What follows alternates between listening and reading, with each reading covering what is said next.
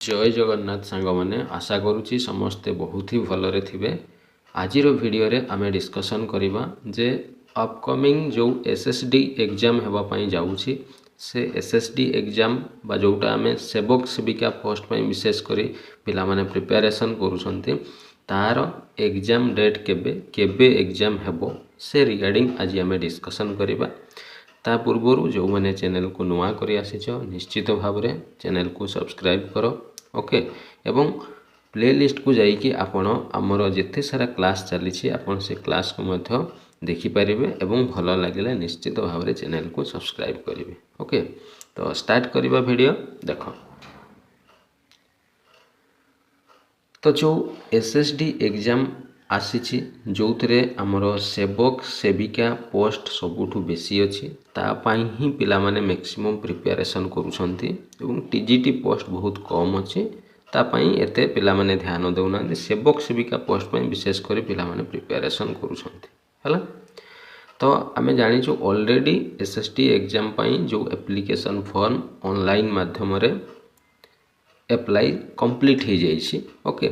बाकी रहिला एबे तार जो एग्जाम हेबो एग्जाम दुईटा फेज रे एग्जाम हेबार अच्छी है गोटे प्रिलिमिनारी एग्जाम हेबो आ गोटे मेन एग्जाम हेबो। तो प्रथमे प्रिलिमिनारी जो एग्जाम हेबो से एग्जाम केबे हेबो समस्त मन क्वेश्चन है। तो जो माने सीरियसली प्रिपेरेसन करुछंदी तांको मनर भी क्वेश्चन अच्छी सर प्रिलिमिनारी एग्जाम केबे हेबो ओके। तो आमे जदि OSSC रो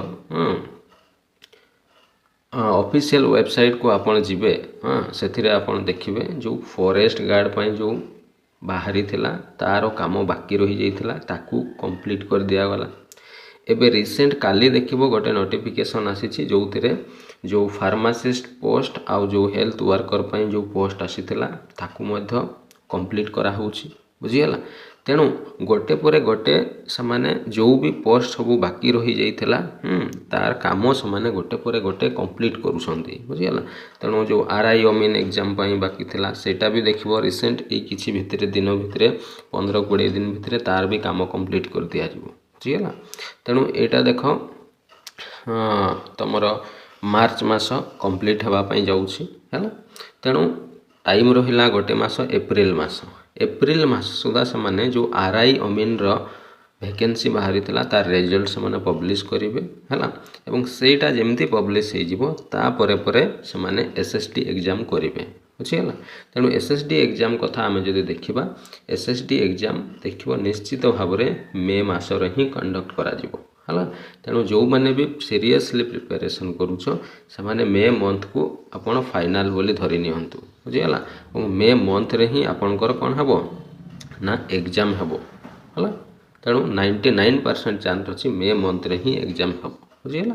तेणु से अनुसार आपण प्रिपेरेसन रखंतु एवं सुना जाउछि अक्टोबर नवेम्बर सुधा रिक्रुटमेंट प्रोसेस को शेष करा जिवो एवं पिला माने स्कूल ले जॉइन करिवे बुझियला।